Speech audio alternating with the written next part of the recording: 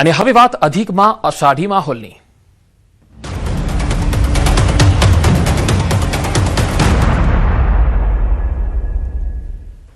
ગુજરાત પર 3 સિસ્ટમ સક્રિય થતા વરસાદ શરૂ થયો છે અને 2 સાયક્લોનિક સર્ક્યુલેશન સક્રિય થયા છે, જ્યારે એક વેસ્ટર્ન ડિસ્ટર્બન્સ સક્રિય થયું છે, જેના કારણે વરસાદની સંભાવના વ્યક્ત કરાઈ રહી છે। 5 જૂન સુધી ગાજવીજ અને પવન સાથે વરસાદની આગાહી છે। 50 થી 60 કિલોમીટરની ઝડપે પવન ફૂંકાશે। અમદાવાદ અને ગાંધીનગરમાં વરસાદની સંભાવના છે। ગાજવીજ અને ભારે પવન સાથે વરસાદની આગાહી કરવામાં આવી છે। जो थंडरस्टॉर्म की वार्निंग है वो मॉडरेट थंडरस्टॉर्म और सीवियर थंडरस्टॉर्म और साथ में जो गस्टी विंड होगी वो 50 से 60 किलोमीटर पर आवर के आसपास रहने का पूर्वानुमान है।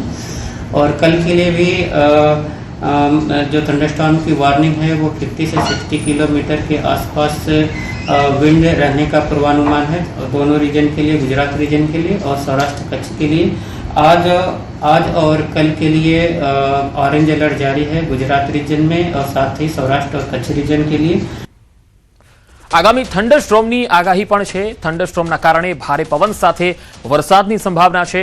गुजरातमां आजे अने काले ऑरेंज एलर्ट आपवामां आव्युं छे। 4 અને 5 जून माटे वरसादनुं येलो एलर्ट जाहेर करायुं छे। 2-3 दिवस पछी गरमीना पारामां घटाडो थशे। केरलमां 4 जूने चोमासाना आगमननी शक्यता व्यक्त कराई छे। मानसून ऑनसेट की बात करेंगे तो केरल में मानसून ऑनसेट 4 जून के अराउंड 4 जून के आसपास होने का पूर्वानुमान है। और सिनॉप्टिक सिस्टम की बात करेंगे, जो गुजरात स्टेट के आसपास हैं सिनॉप्टिक सिस्टम बने हुए हैं जिनके कारण रेनफॉल की वार्निंग है। तो उसमें पहला जो सिस्टम है एक cyclonic circulation north east Rajasthan में है और एक दूसरा जो साइक्लोनिक सर्कुलेशन कल सेंट्रल पाकिस्तान पे था, आज वो नॉर्थ वेस्ट राजस्थान पे परसिस्ट कर रहा है। और एक फ्रेश वेस्टर्न डिस्टर्बेंस 3 तारीख को नॉर्थ वेस्ट इंडिया को अप्रोच कर रहा है।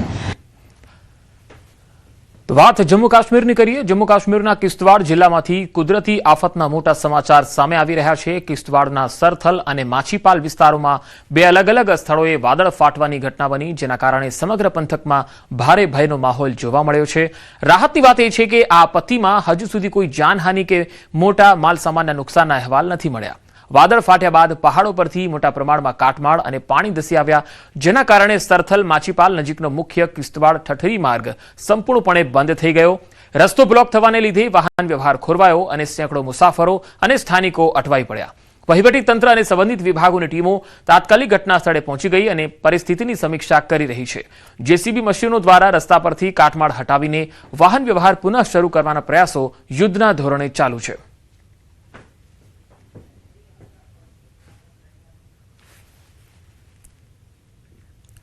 दाहोदमां गत मोडी रात्रे भारे पवन अने वावाझोडाए विनाश वेर्यो। वावाझोडाए लीधो छे 3 लोकोनो जीव। वावाझोडाना जोरदार पवन वच्चे गरबाड़ा चौकड़ी पासे उभेलो स्मार्ट सिटीनो विशाळ साइनबोर्ड उड़ीने रस्ता पर फंगोळाई गयो। आ तस्वीरो जुओ। भारे वजनदार साइनबोर्ड नीचे 3 लोको दबाई जता घटना स्थळे ज तेमना मोत थया, જ્યારે એક વ્યક્તિ ગંભીર રીતે ઇજાગ્રસ્ત બનતા તેને સારવાર માટે હોસ્પિટલ ખસેડાયો છે। આ ઘટના બાદ સ્થાનિક લોકોમાં ભારે રોષ છે। સ્થાનિકોનો આરોપ છે કે સ્માર્ટ સિટી પ્રોજેક્ટ હેઠળ ઉભો કરાયેલો સાઇનબોર્ડ મજબૂત આધારોના બદલે પાતળી સાઇઝના નટબોલ્ટના આધારે જ ઉભો કરવામાં આવ્યો હતો। આ ઘટનાએ સમગ્ર પ્રોજેક્ટની ગુણવત્તા અને સુરક્ષા વ્યવસ્થાને લઈ ગંભીર સવાલ ઊભા કર્યા છે। મારા શાળા બાબુભાઈ બારિયા જે ખંડેલવાલમાં ત્યાં મજૂરી કરવા જતા જાય છે, એ રાત્રે સાંજે ત્યાંથી છૂટીને આવતા હતા। એ બોર્ડ રાત્રે વાવાઝોડાના કારણે એમના પર પડવાથી એમને મૃત્યુ પામેલ છે અને આ જે નબળી કામગીરી થાય છે એ કામગીરી આવી ના થાય એ માટેના અમે સરકાર પાસે માંગ કરીએ છીએ। અમારા કાકા રાત્રિ દરમિયાન કામ પરથી રાત્રે ઘરે જતા હતા તો આકસ્મિક વાવાઝોડામાં એમના પર બોર્ડ પડી ગયો અને તેમની સાથે એમના જે સાથીદારો બી આકસ્મિક મોત થઈ અને ભવિષ્યમાં કોઈ આવી રીતે બનાવ ન બને એવી રીતે સરકારને દરખાસ્ત છે। અમારા શ્રી ભાઈ બાબુભાઈ ત્યાંથી નીકળતા હતા, પસાર હતા, તે વખતે બોર્ડ પડેલ છે અને એમનું આકસ્મિક મોત થયેલ છે। અમારી એક માંગ છે કે આ આકસ્મિક આર્થિક રીતે સહાય જે બી સરકાર તરફથી મળવાપાત્ર હોય એમને તો ઘટનાની જાણ થતાં પોલીસ, વહીવટી તંત્ર અને રાહત બચાવ ટીમો તાત્કાલિક સ્થળ પર આવી પહોંચી અને કાગળની કાર્યવાહી હાથ ધરી. દાહોદ જિલ્લા આરએસી અધિકારીએ જણાવ્યું કે મૃતકોના પરિવારજનોને તાત્કાલિક સહાય અપાશે. સમગ્ર ઘટનાની તપાસ કરી જવાબદારો સામે કડક કાર્યવાહી કરાશે. ત્યાં સ્થળ ઉપર બચાવ રાહતની કામગીરી કરવા માટે તાત્કાલિક મોકલી અને કાર્યવાહી કરવામાં આવેલ. એમાં એક વ્યક્તિનું ઘટના સ્થળે જ મોત નીપજેલ હતું. બાકીના જે 3 વ્યક્તિઓ ઇજાગ્રસ્ત થયેલા હતા એમના પણ એમાંથી 2 વ્યક્તિઓના પણ મરણ નીપજેલ છે અને એક વ્યક્તિ હાલ સારવાર હેઠળ ચાલુમાં છે. પણ હવે ટેકનિકલ બાબતોની અમે તપાસ કરીશું અને ત્યારબાદ આગળની કાર્યવાહી કરવામાં આવશે. એટલે એમાં જે સહાય મળવાપાત્ર છે એની કાર્યવાહી તાત્કાલિક હાથ ધરવામાં આવશે. દાહોદ જિલ્લાની અંદર ગત રાત્રિએ જે વાવાઝોડાએ 3 લોકોના જીવ લીધા છે, દાહોદ શહેરના ગરબાડા ચોકડી વિસ્તાર પર આવેલું નગરપાલિકા દ્વારા લગાવેલું સાઇન બોર્ડ જે ધરાશાયી થતા 3 લોકોના મોત નીપજવા પામ્યા હતા. આપ જે દ્રશ્યમાં જે પ્રકારે જોઈ રહ્યા છો કે આ જે સાઇન બોર્ડ છે તે ધરાશાયી થવા પામ્યું હતું. જે ગરબાડા અલીરાજપુર જવાનો માર્ગ હતો ત્યાં આ સાઇન બોર્ડ લગાવવામાં આવ્યું હતું અને નગરપાલિકા દ્વારા જે સાઇન બોર્ડ લગાવવામાં આવ્યું હતું જે ગત રાત્રિએ વાવાઝોડાના કારણે ધરાશાયી થયું હતું અને તેની નીચે જે 3 લોકો દબાઈ જતા એકનું ઘટના સ્થળે મોત નીપજ્યું હતું. ત્યારે અન્ય જે 2 લોકો છે તેઓને ગંભીર ઈજાઓ પહોંચી હતી અને તાત્કાલિક દાહોદના ઝાયડસ હોસ્પિટલ ખાતે સારવાર અર્થે મોકલવામાં આવ્યા હતા. પરંતુ વધુ સારવાર મળે તે પહેલા તેઓની ગંભીર હાલતના કારણે તેઓના મોત નીપજવા પામ્યા હતા. ક્યાંક ને ક્યાંક આ નગરપાલિકાની કામગીરીને લઈને લોકોમાં ભારે રોષ જોવા મળી રહ્યો છે. 3 લોકોના જીવ જતા રહ્યા છે, પરિવારમાં ગમગીનીનો માહોલ છવાયો છે. ત્યારે આ જે નગરપાલિકા સામે કાયદેસરની અથવા તો તપાસ કરવામાં આવે તેવી લોક માંગ પણ ઉઠવા પામી છે. સૌરભ ગેહલોત, ન્યૂઝ 18 ગુજરાતી, દાહોદ. ગઈકાલે પડેલો તોફાની વરસાદ જીવલેણ બન્યો. વરસાદમાં અલગ અલગ વિસ્તારોમાં 5 લોકોના મોત થયા. આ 4 અલગ અલગ તસવીરોમાં તમે જોઈ શકો છો.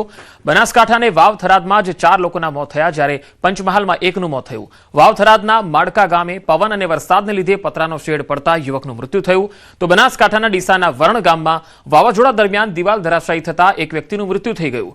વાવાઝોડા વચ્ચે સામાન લેવા જઈ રહેલા 3 લોકો દિવાલ નીચે દટાયા હતા.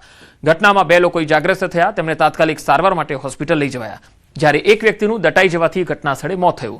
થરાદ તાલુકાના જામપુર ગામે ધનીબેન કટારિયાનું વીજળી પડવાથી કરુણ મોત થયું અને આ દુર્ઘટનામાં તેમના ખેતરમાં બાંધેલી એક ભેંસ પર પણ વીજળી પડવાથી આ ભેંસનું પણ મોત થયું હતું. એક જ ઘટનામાં માનવ જીવન અને પશુધનનું નુકસાન થયું.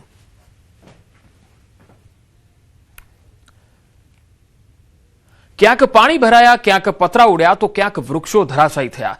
રાત્રે ખાબકેલા પવન સાથેના વરસાદે ભારે તારાજી સર્જી. રાત્રે પડેલા વરસાદ બાદ નુકસાનીના નિશાન સવારે દેખાયા. ખેડામાં તોફાની વરસાદે તાંડવ મચાવ્યું તો પાલનપુરમાં મિની વાવાઝોડાએ કાળો કહેર વર્તાવ્યો. અરવલ્લીના મોડાસામાં પાણી ભરાતા હાલાકી ભોગવવી પડી તો ખેડામાં પ્રી મોન્સૂન કામગીરીના લીરે લીરા ઉડ્યા હોય એવા દ્રશ્યો જોવા મળ્યા. અમદાવાદના નારોલથી વિશાલા સુધી ટ્રાફિક જામ થઈ ગયો. ઓફિસ તરફ જતા લોકોને ભારે મુશ્કેલી પડી. તો મોડી રાત્રે પવન સાથે ખાબકેલા તોફાની વરસાદે રાજ્યના કેટલાય વિસ્તારોને ગમરોડી નાખ્યા. મિની વાવાઝોડા જેવા માહોલથી ઊભા પાકને મોટા પાયે નુકસાન થયું હોય એવા દ્રશ્યો સામે આવ્યા. છોટાઉદેપુર અને ખાસ કરીને બનાસકાંઠામાં તબાહીના દ્રશ્યો સામે આવ્યા. કેટલાક સ્થળોએ પશુના પણ મોત થયા તો કેટલાક ભાગોમાં ભારે પવન ફૂંકાતા લોકોએ બાંધેલા છાપરા પણ ઉડી ગયા. પવન એટલો જોરદાર હતો કે મસમોટા વૃક્ષો પણ ધરાશાયી થઈ ગયા. હજુ તો ચોમાસાનું આગમન પણ નથી થયું, ત્યારે ચોમાસા પહેલા મેઘરાજાએ ધમાકેદાર ટ્રેલર બતાવી દીધું.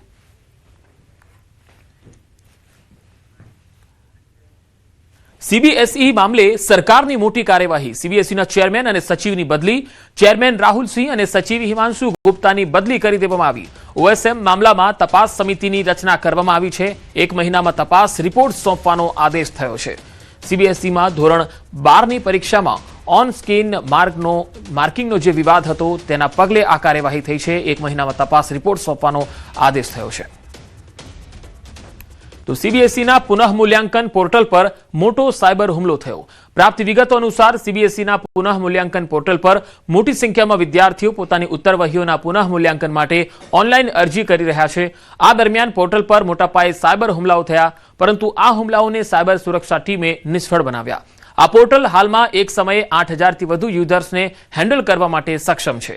મંગળવારે બપોરે 3 વાગ્યા સુધીમાં 16000થી વધુ વિદ્યાર્થીઓ સફળતાપૂર્વક પોતાની અરજી સબમિટ કરી ચૂક્યા હતા.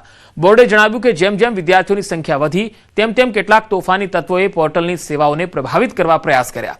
આ સિવાય 1 લાખથી વધુ વખત અનધિકૃત રીતે પોર્ટલની ફાઇલો સુધી પહોંચવાનો અને ડેટા ચોરવાનો પ્રયાસ પણ થયો. તાજેતરમાં થયેલા સાયબર હુમલામાં માત્ર 2 મિનિટની અંદર પોર્ટલ પર અંદાજે 15 લાખ હિટ્સ નોંધાયા હતા. ગોધરામાં ન્યૂઝ 18 ગુજરાતીના અહેવાલની ધારદાર અસર જોવા મળી. આનંદનગરથી સ્પોર્ટ્સ કોમ્પ્લેક્સને જોડતા ડાયવર્ઝન પર યુદ્ધના ધોરણે સમારકામ શરૂ કરાયું. ગત રાત્રે વરસાદી માહોલમાં ડાયવર્ઝનનું ધોવાણ થતા માર્ગ બંધ થઈ ગયો હતો. ન્યૂઝ 18 ગુજરાતી પર અહેવાલ પ્રસારિત થતા જ તંત્ર સફાળું જાગ્યું અને સમારકામ શરૂ કરી દીધું. આંતરિક માર્ગ બંધ થતા સોસાયટીના રહીશો સહિત 4 કિલોમીટર લાંબો ચક્રાવો કાપવાની ફરજ પડી હતી.